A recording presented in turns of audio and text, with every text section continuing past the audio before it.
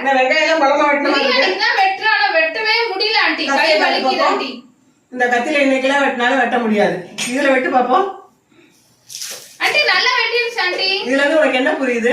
ஒண்ணும் புரியலையே. இது நல்ல ஷார்ப்பா இருக்கிற கத்தி, அதுல ஒரே வெட்டுல அழகா வெங்காயத்தை வெட்டுச்சு. இது தீட்டப்படாத கத்தி, இதுல நீ இன்னைக்கெல்லாம் வெட்டினாலும் வெங்காயத்தை வெட்டாது. பிரசங்கி 10:10 வாசி பார்ப்போம். இருப்பு ஆயுதம் அழகலா இருக்க அதை ஒருவன் தீட்டாமற் போனால் அதிக பலத்தை பிரயோகம் பண்ண வேண்டிய என்னவா?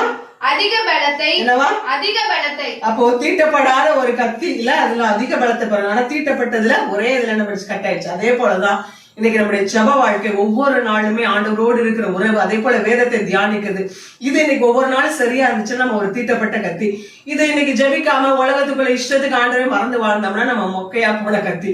இந்த கத்தியை வச்சு பிரச்சனை நேரத்துல நிச்சயமா நம்மளால ஜெயிக்க முடியாது. ஆனா இப்படிப்பட்ட கத்தியா இருந்தோம்னா நம்ம ஒவ்வொரு நாளும் ஜெயம் எடுக்க முடியும். புரியுதா? புரிஞ்சுச்சு ஆண்டி.